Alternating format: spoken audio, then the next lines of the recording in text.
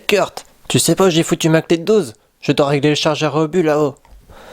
Je sais rien, mais elle est peut-être à côté de la clé de 10. Attends, je crois bien que c'est Médor qui l'a chopé. Regarde. Allez vite, faut le récupérer. Allez, c'est bon, je l'ai. Allez toutou, va coucher. Bon et toi Brutus, tu crois pas que l'obus ça va se mettre dans l'autre sens? Ça va te péter à la tronche là. C'est ma main que tu vas prendre dans la tronche si tu continues. Bon, je sens que ça va mal finir tout ça. Allez patron, vas-y, mets l'intro.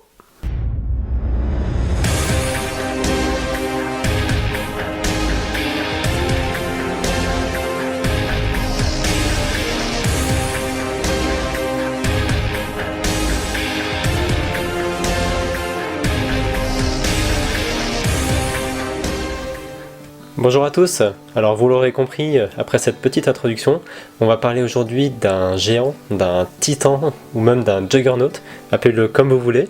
Je veux bien sûr parler du célèbre Karl Gerhardt 040, donc obusier lourd allemand de 60 mm. On est donc ici en compagnie de Thor, puisque ce qu'il faut savoir c'est que sur l'ensemble des 6 Karl qui ont été construits au total, ils portent tous un petit nom de baptême, du nom d'un dieu nordique notamment. Donc on peut retrouver les noms de Thor bien sûr, de Loki, Odin, Baldur, Jotun et Ziu. Donc j'espère que je prononce bien, sinon on me corrigera. On commence comme d'habitude avec la boîte. Donc ici déjà elle est vraiment d'une bonne taille. On retrouve une très grosse épaisseur de la boîte, puisque c'est un set qui comporte 1550 pièces, donc c'est vraiment colossal. On est également en présence d'une boîte qui est ici en limited edition, puisque c'est la référence 2532, à la différence de la référence 2530, qui elle est la version standard, et qui comporte 1500 pièces je crois. Il y a quelques pièces en moins. Donc qu'est-ce qui nous indique que c'est une version limited? On a bien sûr le logo qu'on retrouve ici, limited edition, ainsi qu'un liseré doré pour représenter la partie un peu collector de la boîte. De même, on a en plus dans cette édition limitée la présence d'une pancarte avec le nom du char, ainsi que normalement 2 minifigs exclusives, donc celle-ci et celle-ci, ainsi que 3 fils barbelés qu'on présentera par la suite. Et pour compléter le tout, on a bien sûr une pancarte qu'on retrouve ici, donc c'est le certificat d'authenticité qui est signé de Monsieur le Président, je présume. Donc on a ici un petit papier qui atteste qu'on a une édition limitée. Donc ici c'est le numéro 49, donc je pense que c'est une édition, une des premières éditions qui est sortie, puisque j'ai commandé la boîte le jour de sa précommande. Côté bonus supplémentaire, donc ça c'est pas typique des éditions limitées, mais c'est par rapport à une demande de la communauté on va dire. Kobe a mis dans chacune des boîtes édition limitée du Karl le nouveau catalogue, donc présent ici. Donc c'est le catalogue deuxième édition du deuxième semestre de 2020, avec comme d'habitude l'ensemble de la gamme qui est représentée dans ce catalogue.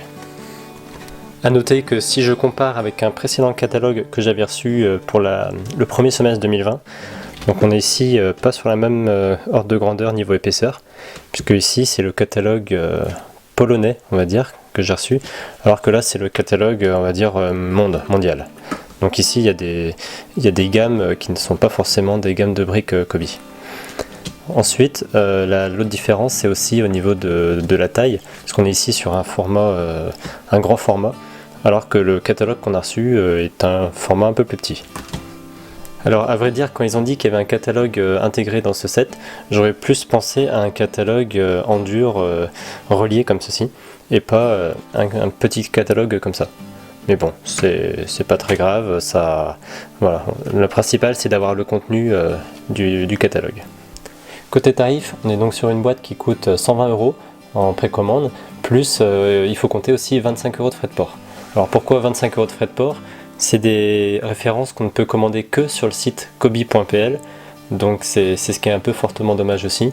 On est obligé de payer 25 € de frais de port pour pouvoir acquérir cette boîte. Donc ça c'est le côté vraiment négatif des collections en édition limitée chez Kobe, c'est que dorénavant l'ensemble des sets Kobe en édition limitée sont disponibles uniquement sur le shop officiel de Kobe. Pour la version classique, je pense que vous pouvez la trouver aux alentours de 120 euros. Je crois que c'est 119,90 € sur toysandgo.com. Donc là, avec les frais de port gratuits, bien sûr, et éventuellement les réductions que vous connaissez déjà. Alors pour parler un peu au niveau du décor, donc on a bien sûr en face principale donc notre cher obusier qui est ici donc toujours dans la gamme Historical Collection. On notera ici donc la présence d'un fond qui est un petit peu apocalyptique, puisqu'on a ici un ciel qui est très jaune, très lumineux, un peu couleur feu.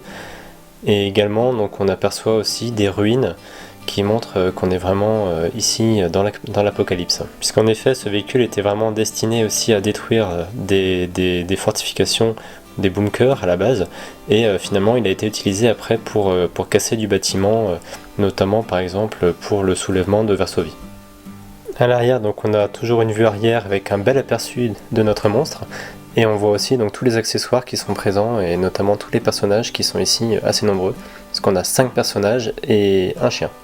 Au niveau des dimensions, on est clairement ici hors norme, puisqu'il fait au total 40 cm de long, donc il va falloir vraiment trouver de la place sur les étagères, et il fait sinon 16 cm de haut et 16 cm de côté. On retrouve bien sûr sur la droite de la boîte l'ensemble des fonctionnalités, donc ici elles sont assez nombreuses, et donc je vous préciserai durant la review l'ensemble des possibilités qu'on peut faire avec ce véhicule. Dernier point plutôt cool sur la boîte, donc c'est une boîte qui est scellée comme on voit ici, et c'est pas une boîte qui est collée directement. Donc ça c'est plutôt cool pour des boîtes qui sont un petit peu plus haut de gamme que les boîtes classiques. De même on peut apercevoir ici le logo Pad Printed qui augure qu'il n'y aura aucun stickers dans ce set, et ça c'est vraiment génial. Les minifigs donc sont au nombre de 6, donc les 2 premières sont exclusives à ce set, et les 3 dernières, on les retrouve également dans la version classique de la boîte. La première minifig est ici un servant d'artillerie, donc avec un uniforme assez classique, bien que ce soit un uniforme qui n'a pas de sacoche pour un pistolet. La deuxième minifig est aussi exclusive, donc là on retrouve un torse nu avec une impression de médaille militaire, et une tête qui est ici entièrement chauve. A noter que cette figurine comporte aussi une nouvelle pièce, une nouvelle clé à molette par rapport à l'ancienne que je montre ici à gauche qui était vraiment de moins bonne impression. Donc je trouve que la nouvelle est vraiment plutôt correcte et vraiment très cohérente. Donc il a également aussi un bidon ou un réservoir d'essence supplémentaire. La troisième minifig n'est pas exclusif au set en limited edition, mais par contre c'est une pièce nouvelle avec un nouvel uniforme de gendarme militaire. On appréciera ici le détail apporté avec un uniforme tampographié même sur le bras et un casque qui est aussi tampographié des 2 côtés. Cette minifig est donc aussi accompagnée de son chien. Donc ici on a une pièce qui est entièrement en noir avec quelques tampographies, notamment ici au niveau de la truffe et au niveau des yeux. Donc le travail est vraiment plutôt correct et les impressions sont vraiment plutôt sympas. La quatrième minifig est un reporter militaire allemand, donc on retrouve bien sûr son accessoire, donc un appareil photo qui est ici fidèlement modélisé, et donc il a également un uniforme classique et également donc une casquette qui est elle aussi tampographiée, où on voit légèrement la couleur en noir. La dernière minifig ici est aussi un servant d'artillerie, donc à la différence des autres minifigs, ici on a une minifig qui a ôté sa veste, puisqu'on a aussi une belle topographie de son sous-vêtement finalement, où on retrouve les bretelles attachées à son pantalon.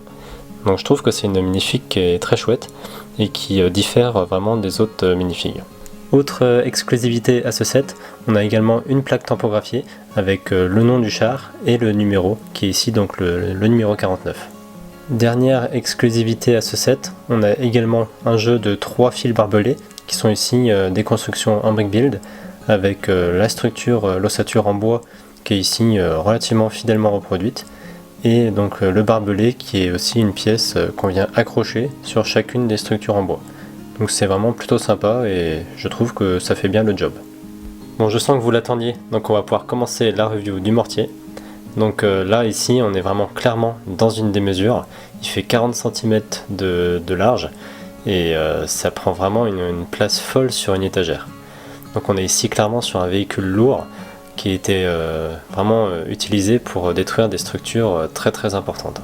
À en juger en comparaison avec la taille d'un char Tigre, qui est un des chars les plus imposants des Allemands, on est ici clairement 2 fois plus long et quasiment 2 fois plus haut aussi que ce char. Donc on est vraiment ici dans une imposante structure. Cela se ressent évidemment au niveau du poids, puisqu'on est ici sur un poids de 127 tonnes pour le Karl, contre environ 60 tonnes pour un Tigre. Donc on est moitié moins. On peut noter ici que c'est la première fois qu'on utilise une couleur en dark grey, donc c'est une couleur qui va plutôt bien à ce modèle et qui se prête bien au modèle original. Le revers de la médaille ici, c'est qu'on voit par contre les traces de moulure sur chacune des pièces, comme on atteste ici les petits points blancs qu'on aperçoit sur de nombreuses pièces. Je ne sais pas si on le verra très bien. En fait, c'est la marque, c'est la trace qui reste lors de la moulure d'une pièce.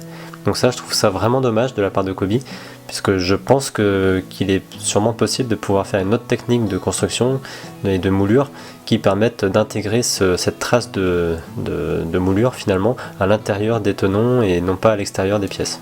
C'est donc ici un peu le point négatif de ce set et pour je pense l'ensemble des sets qui auront cette couleur en dark grey. C'est d'autant vrai sur ces sets qui sont de cette couleur puisqu'ils sont avec un contraste assez fort et du coup on le retrouve moins sur des sets plus clairs. Aujourd'hui il reste encore un exemplaire de Karl qui est dans un musée, donc il s'agit du musée des blindés de Kubinka en Russie et donc ce sera le seul endroit au monde où on pourra en visiter un. Au niveau du design général, donc on est vraiment ici très fidèle à l'original. Donc on retrouve bien nos 2 compartiments comme ce que je pourrais appeler ça, avec le compartiment équipement à l'avant, l'obusier évidemment, et à l'arrière donc on retrouve le compartiment et tout ce qui est lié au système d'armement et à la motorisation avec le moteur qu'on voit par l'arrière ici. À l'avant donc on retrouve pas mal de détails, avec notamment ici une trappe qui permet d'accéder à un logement, donc on peut ici bien sûr l'ouvrir. Donc le logement à l'intérieur il est vide, et je ne sais pas si ça servait de réservoir pour des équipements ou de réservoir à carburant. Puisqu'on a ici ce qui semble être un tuyau, qui peut être peut-être un tuyau de remplissage ou un tuyau de conditionnement d'air. Ça je ne sais pas du tout, j'ai pas ce niveau de précision. On appréciera comme d'habitude donc la finition avec ici des pièces de 2 par 1 qui sont jalonnées de ce qu'on pourrait appeler des rivets et qui donnent vraiment un peu plus de texture à cette partie, et ça je trouve que c'est vraiment superbe. On a également donc 2 axes ici qui permettent vraisemblablement de manœuvrer le canon puisque le canon peut glisser sur une glissière. On a ici donc normalement une modélisation d'une manivelle qui permettait de ramener le canon en position de combat. On retrouve également sur le côté 2 extincteurs, enfin ce qui semble être des extincteurs en cas de problème. De l'autre côté on retrouve 2 boîtes qui sont sûrement des boîtes pour installer d'autres équipements. Sur la façade avant, donc on retrouve bien sûr 2 échelles pour pouvoir accéder au véhicule, ainsi que 4 outils. Donc on a ici une pelle, une pioche, une hache et un marteau. Donc ici ça complète et ça finit vraiment bien l'ensemble. Et c'est aussi conforme à ce qui était fait sur le vrai Karl. Donc on est ici correct. A noter ici qu'on retrouve une petite pièce de 1 par 1, donc qui est vraisemblablement une chape qu'on retrouve de part et d'autre du véhicule et sur toute la longueur du véhicule, qui permet vraisemblablement de pouvoir le transporter et le soulever pour être installé sur un train. On retrouve donc cette pièce ici à l'arrière. Donc il faut savoir que c'est un véhicule qui pouvait aller à 10 km/h et sur une autonomie entre 40 et 60 km, donc il devait se déplacer par train pour pouvoir se rapprocher d'un champ de bataille. Donc c'était une autre contrainte liée à ce véhicule. À l'arrière, on a également aussi beaucoup de détails, puisqu'on retrouve notamment une échelle pour accéder au véhicule, donc échelle permettant aussi d'accéder au poste de pilotage, qu'on peut enlever via une plaque qui est maintenue par ces 3 tenons. À l'intérieur, on retrouve donc une assise, un fauteuil, ainsi que 2 leviers de commande permettant de manœuvrer le véhicule. A noter également que ici donc l'emplacement est vraiment très exigu, donc je ne sais pas comment il pouvait conduire. Je ne sais pas si la trappe était vraiment ouverte ou pas, mais a priori il n'avait aucune visibilité pour pouvoir conduire, et il y avait peut-être un renvoi d'un périscope lui permettant de voir à l'extérieur. Autre détail et non des moindres, c'est bien sûr le moteur. Donc ici on l'aperçoit tout le long de la structure. Donc c'est un moteur qui était d'environ 580 chevaux, donc c'était pas un moteur très puissant. et donc c'est un moteur de 12 cylindres en V. On aperçoit également ici ce grand cylindre qui est vraisemblablement tout ce qui est filtration d'air et alimentation en air du moteur. Donc ici c'est plutôt une belle modélisation de ce moteur. Enfin, on appréciera le détail apporté ici avec une pièce marron qui correspond finalement à l'échappement du moteur qui est ici fidèlement reproduite. Donc on a également la même chose de l'autre côté. Vous avez sûrement pu le remarquer, mais sur le pourtour, vous pouvez voir tout un alignement de rambardes. Donc ici, elles sont en deux niveaux, avec un premier niveau au niveau du canon et un deuxième au niveau du compartiment technique à l'avant. A noter qu'ici, les rambardes sont vraiment plutôt massives. On a vraiment une très grosse structure tubulaire. Et de même, ici, on a des plaques on va dire des plaques plates de 1 de large, qui sont ici vraiment très épaisses. Donc peut-être qu'on aurait pu faire un peu plus fin pour que ce soit un peu plus cohérent et que ça ne présente pas bloc, que ça ne fasse pas une grosse masse sur le canon. A noter ici la petite astuce, notamment au niveau de l'emploi des plaques qui sont normalement utilisées pour faire des boîtes en bois finalement. Et donc ici ça donne un petit peu de texture sur la structure du canon, et ça c'est plutôt sympa. Dernier petit point, donc c'est au niveau des chenilles. Donc elles sont ici bien sûr fonctionnelles. On peut avancer et reculer le canon sans problème. On va retrouver au total 11 galets de roulement qui sont conformes au modèle original. Donc 11 galets qui permettent de maintenir cette énorme masse. Donc ici on est vraiment bien respecté. A noter qu'on a aussi de chaque côté 2 roues d'entraînement. Autre détail plutôt cool, on a donc ici 2 belles pièces qui sont tampographiées. Donc a priori c'était pas forcément obligatoire de la part de Kobe de faire des pièces tampographiées à ce niveau là, puisque c'est pas ce qu'on observe en premier, mais bon c'est vraiment c'est toujours un plus d'avoir ça et c'est vraiment plutôt sympa. On a donc là exactement la même chose de l'autre côté. Pour en finir rapidement sur les chenilles, il y a quelque chose que je pourrais noter cependant, c'est quand on manœuvre le canon, on a tendance à décrocher un des maillons de la chenille, donc je pense que c'est dû au poids du véhicule. Donc c'est pas bien méchant en soi, mais on sent un petit peu la limite de cette construction si on devait faire des choses qui sont encore plus impressionnantes. Alors je vous propose maintenant de regarder en détail l'objet principal de ce véhicule, c'est bien sûr son énorme canon. Pour commencer, on retrouve bien sûr donc une topographie avec le nom du canon. Donc ici c'est la version Thor. Donc je trouve que c'est un des noms qui prête vraiment bien à ce véhicule. Puisque c'est comme un coup de marteau donné sur la tête de quelqu'un, tellement la puissance de cet obusier était colossale. Également, on retrouve 3 pièces tampographiées ici, qui viennent un peu habiller et compléter le châssis du canon. Donc ça, c'est vraiment plutôt cool. Côté fonctionnalité, on a bien sûr 2 fonctionnalités principales ici. La première, c'est la possibilité de faire coulisser le canon. Donc ici, on peut le faire coulisser d'avant en arrière. Donc en position de tir, il était comme ça, et après tirer un obus, le recul du canon faisait donc reculer le canon en position arrière. Deuxième fonctionnalité, donc c'est la rotation du canon.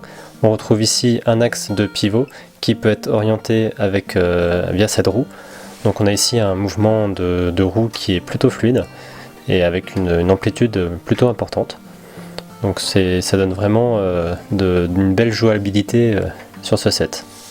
On peut apercevoir ici, notamment dans ce trou-là, un des axes permettant d'entraîner justement la rotation du canon. Donc, je ne sais pas si on le voit très bien, mais on a bien un axe présent dans ce petit logement ici. La dernière partie au niveau de ce set, c'est au niveau du chargement. Donc on retrouve ici un coulisseau et un axe de chargement qui permet donc de fixer, de faire coulisser l'obus, qui est ici un obus de plus de 2 tonnes, directement dans la culasse du canon. Donc je vais vous le montrer, on peut charger directement comme ça. Donc c'est vraiment plutôt propre et c'est vraiment sympa. Pour vous montrer de plus près, donc on retrouve ici donc la culasse, qui est finalement une belle construction avec des pièces en arc de cercle. Et donc on vient coulisser l'obus directement dans la chambre de la culasse. Voilà, pour faire rapidement une petite conclusion sur ce set, donc je trouve que c'est vraiment un set unique et très original, et ça ira bien dans une collection comme une pièce vraiment maîtresse et principale d'une collection Kobe. J'ai vraiment pas beaucoup de choses à dire sur ce set, il a vraiment été bien réalisé, Donc ce que je pouvais dire, c'est donc au niveau de la couleur dark gray, donc on avait tendance à voir facilement l'émoulure d'impression, donc ça c'est un petit peu dommage malgré tout, mais ça on peut pas y faire grand chose malheureusement. Et donc l'autre point négatif, c'était également au niveau de la chenille qui avait tendance de se décrocher si on manip trop le canon. Mais bon, c'est vraiment rien de méchant, quoi. N'hésitez pas surtout à me faire part de vos avis aussi et de vos impressions, et surtout si vous pensez ou si vous l'avez déjà acheté. Et nous, on va se retrouver pour une prochaine vidéo d'ici quelques jours. Merci, allez, ciao ciao.